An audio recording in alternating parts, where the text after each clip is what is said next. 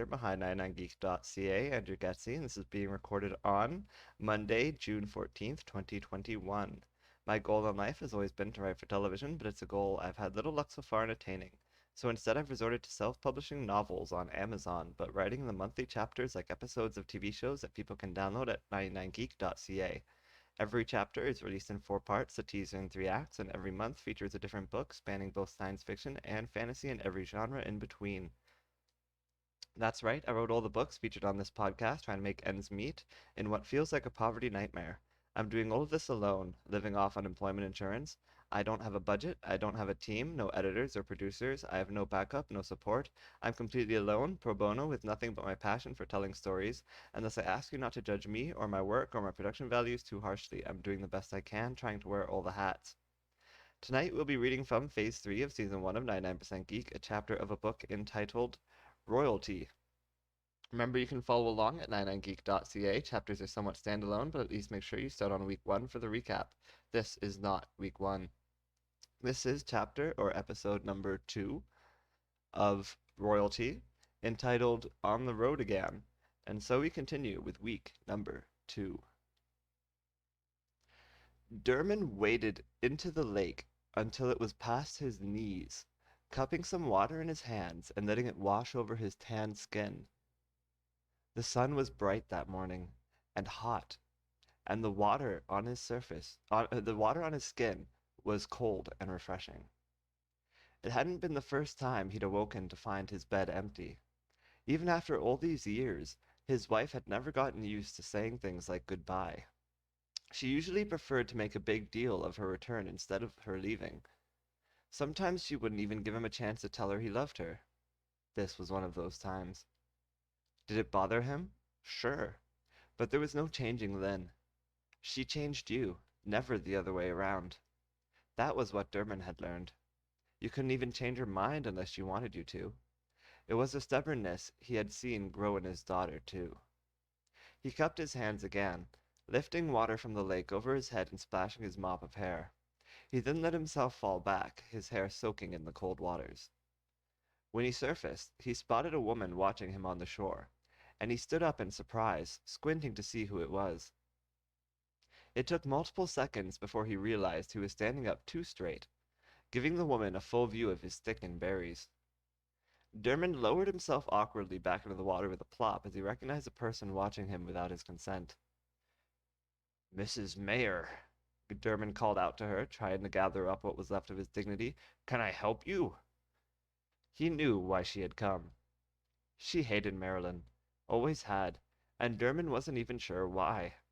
He didn't think it was racism. After all, she hardly shared that same opinion of him.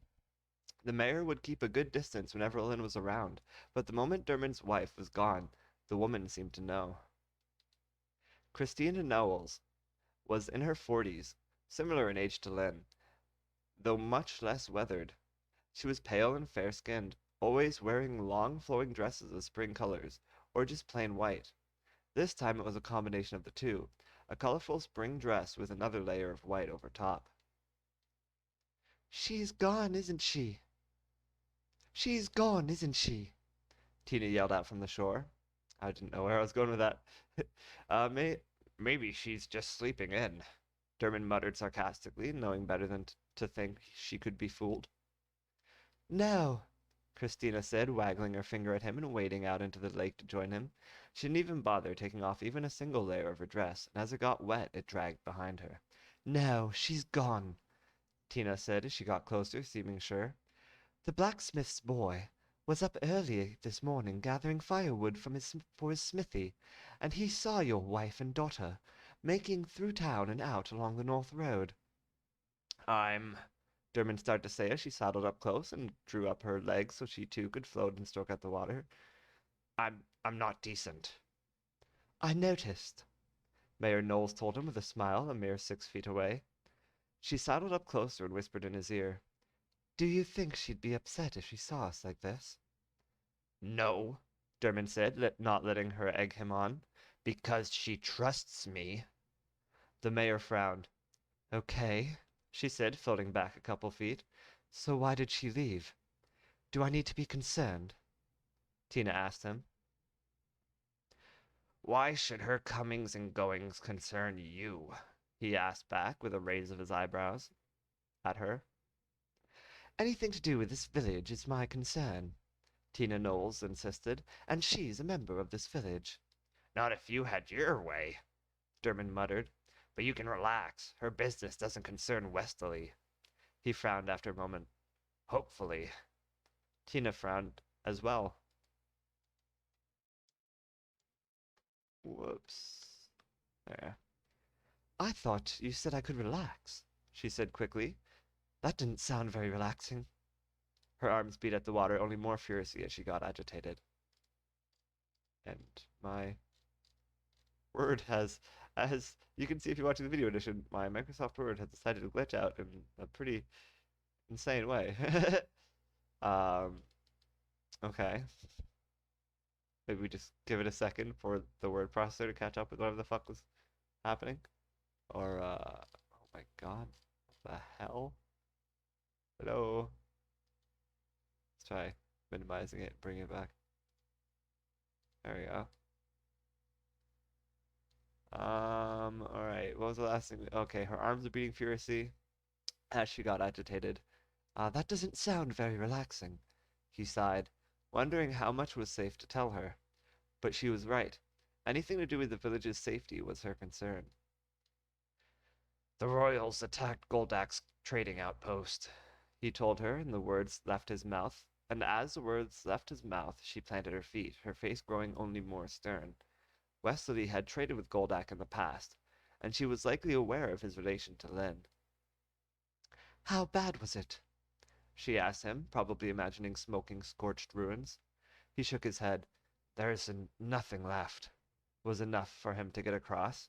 Goldak was left afflicted, he elaborated, and Lynn is seeking out a cure.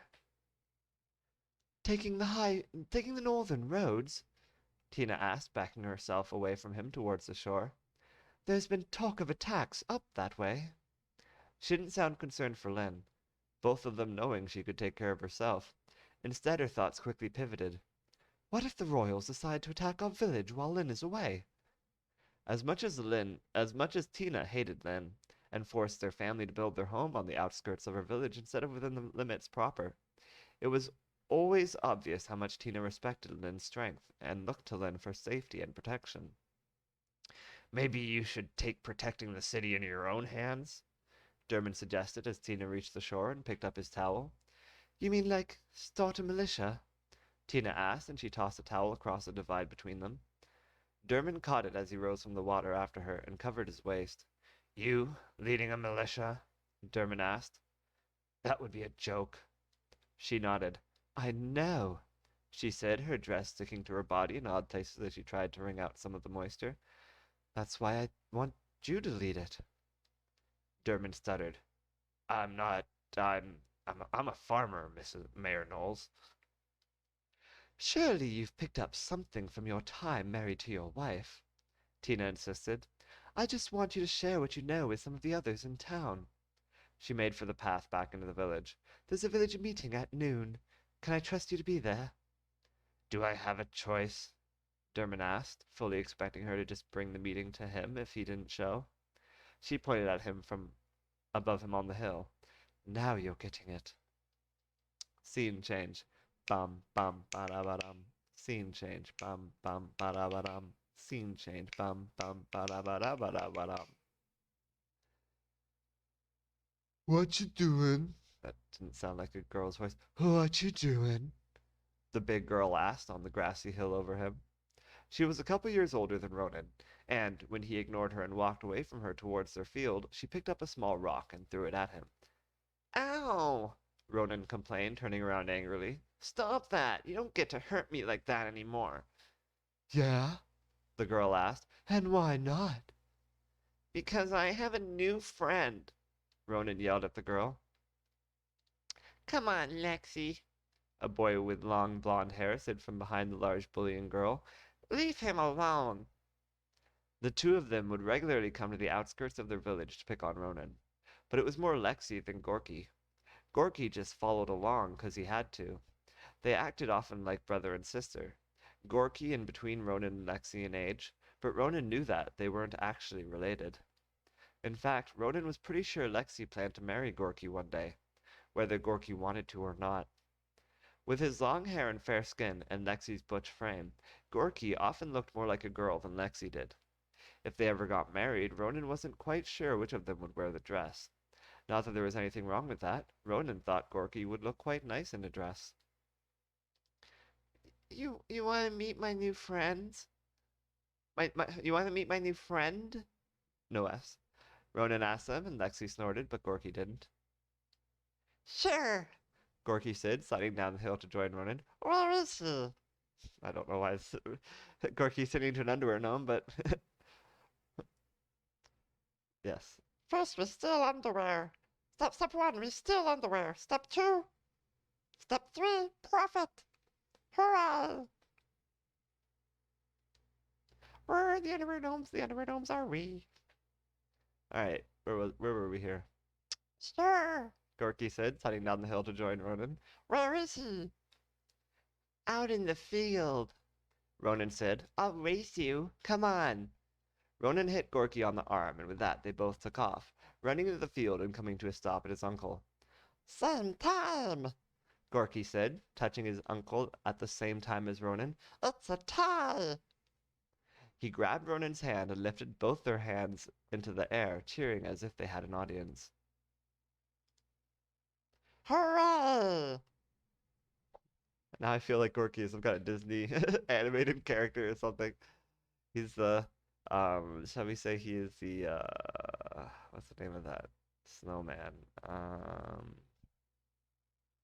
It's not gonna come to me. I was trying to think of the snowman from, Frozen, but I can't. I'm sorry. But he's like that.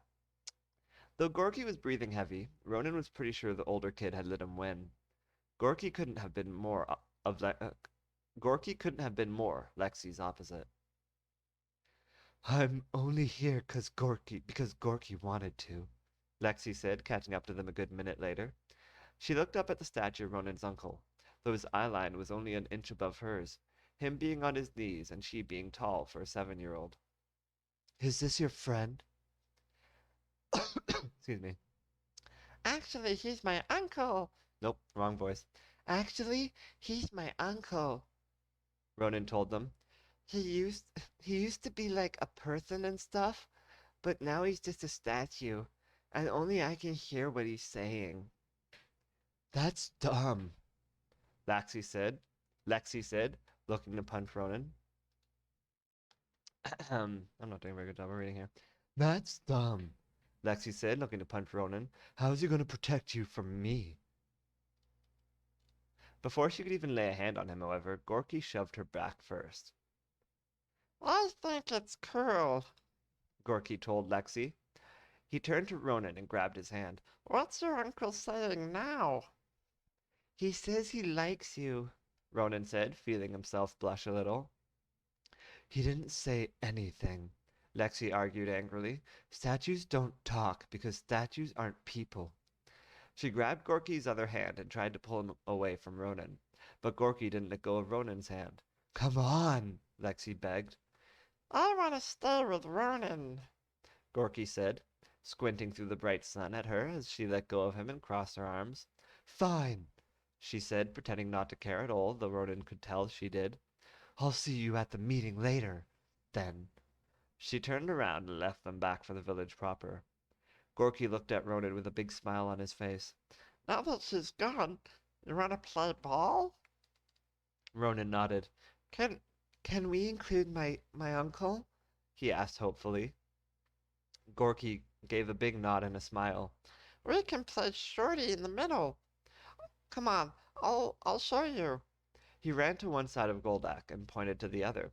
You stand there, and then we throw the ball back and forth, and your uncle will have to try and intercept it from us.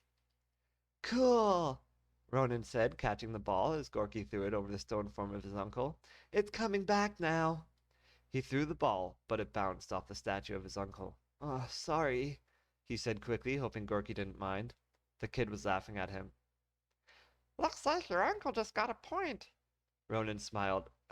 Yeah, he said, quick to agree. Good job, Uncle Goldak. He jumped forward to grab the ball, careful not to step on his dad's vegetables. Scene change. Boop, boop, boop, boop, boop. Scene change. Boop, boop, boop, boop, boop. Scene change. Boop, boop, boop, boop, boop, boop, boop, boop, boop, boop, boop, boop. Oh, ow, ow. Just tried to grab some water, but I got the vaccine yesterday. My arm hurts so much. Ah, hurts so much. Like really bad. I can't lift it or anything. Anyway.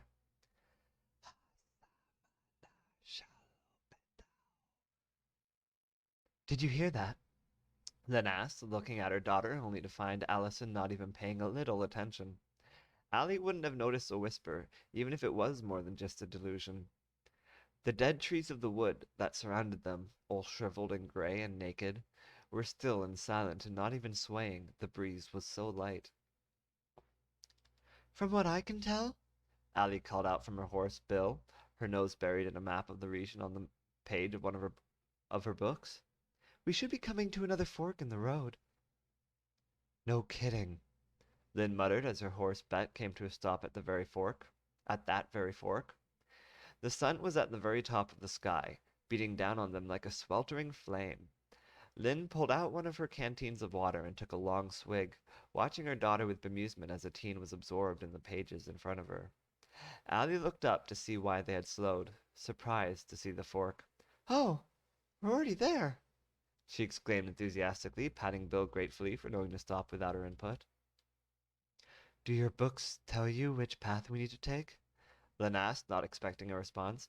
Actually, Allie said as Lynn was gazing away, looking back so fast she gave her neck whiplash. Assuming that the forest you're talking about is the Everglade Forest, both paths lead to it in the same amount of distance, pretty much. She looked up at her mother and made motions with her hands. They enter the forest from opposite sides. Lynn didn't need the hand gestures to get what she meant.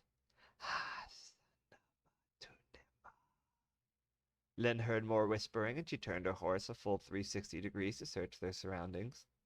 Allie watched her turn around, confused. You want to flip a coin for it or something? Salma Tula, go. Tina,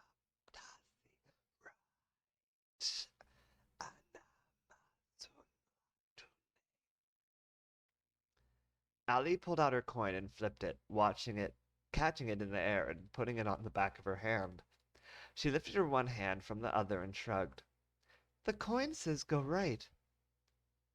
Let's go left, Lynn decided instead, setting off down the left road.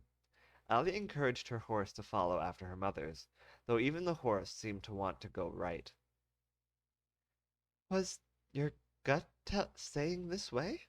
She asked as Bill sidled up beside Bet. Actually, my gut agreed with your coin, Lynn admitted, continuing their way down the left path. Was she imagining the whispers? Were they just all in her head? Allie's coin suggesting that they take the same road was just a silly coincidence, right? Whether it was or wasn't, Lynn couldn't shake the feeling like they were being watched. And that is the end of week 2. A little short. Um, week 3 is even worse because of the vaccine. Ow, ooh, touching it hurt. Oh, ooh, just moving it hurts. Yesterday, I got it yesterday and it really messed me up. First, E3 was a big distraction on Saturday. First, the Geekly Weekly took a long time on Saturday, and then I finished it just in time for the big E3 conferences. And then I tried to get some writing done. I got about a page done, and then Sunday, I got the vaccine, and it really like messed me up, and I was totally out of it, and I just couldn't get any more of the writing done. So I know I've been saying lately that you can subscribe at patreon.com/99geek or 99geek.ca, and you can get the next week's writing early. This week is not going to be one of those weeks. I'm going to have to try really hard next weekend to push out both week 3 and 4, and we'll see how that goes. But subscribing to Patreon will not get you next week's writing yet, but Hopefully, week 3 and 4 will be awesome and long, and I'll just pour it all out of me um, next weekend, and it'll be ready in time for the regular podcast and the regular release. So yeah, I was gonna pull up the thing I say at the end. We will say the things. Oh, there's something else I probably should talk about before we read the things and all that. I think I'm giving up on this podcast. I've been at this, I'm pretty sure, for like half a decade now. Um, Certainly, I started 99% Geek in 2016, I believe. So it's been a long time. I've been trying to build an audience. The whole point of this podcast was trying to build an audience for my writing, an audience that would then come back to the Patreon, um, and join the community and maybe want to subscribe or at least, communicate and write reviews, things like that. I was trying to spread myself out, but I think I've spread myself too far, and it's been really stressful. This takes a lot out of me every week, and I think I'd be capable of a lot more if I wasn't doing these podcasts. So I have, not to mention the fact that it's costing me a lot of money. Like I'm paying hundreds of dollars a year on this, and that's kind of more money than I have, and it's affecting me and it's not helping. Like the numbers just keep going down, not up, and nobody seems to care. And it's no one has ever gone from my podcast to anything else. Like they never contacted me on Twitter to let me know they like the podcast, or no one's ever come to Patreon or anything and commented anywhere. There's just been nothing for like half a decade straight of me working my ass off. I've gotten absolutely nothing in return from this podcast. So I think it's about time I called it there. People who are fans of my writing, the writing will continue at 99geek.ca, so you can continue to read it. Please do. I beg of you, if you're out there, please read my writing and keep supporting me any way you can. Follow along. 99geek.ca, that's the website again. I will continue to do this for the rest of the month. That's how long my last payment is good till. So there'll be a couple more episodes of these to catch, and everything after that is just going to be on the website. You're just going to have to check my website and read instead of listen. And I'm sorry that that's the way it is. There's still time to change it if enough people were to come out and say like, "Hey, I exist." If some of you guys were to subscribe or something, I would absolutely be willing to change my mind. I'm very much split on this. I do think that my Geekly Weekly has value, and I think that it's a valuable thing that I'm putting out into the world. And my problem is I don't think anyone else is getting value from it. I don't think anyone's listening to it really. And so if I'm wrong about that, if other people do value it as much as I think it has value, then please let me know. But yes, the audio edition of the Geekly Weekly will be the first thing to go. I will probably next week be the last one of that, likely. And then I'll do maybe a couple more of these, finish off royalty, and then that'll be done. And then everything else be on the website, where I will continue to do both the Geekly Weekly and the Patreon in written form for the time being. Though I feel like I might phase out just even the written Geekly Weekly over time and just focus on the writing and streaming video games, just because that's something I do for fun. Playing video games that I do for fun and streaming it is just like something I can do easily. Um, so yeah.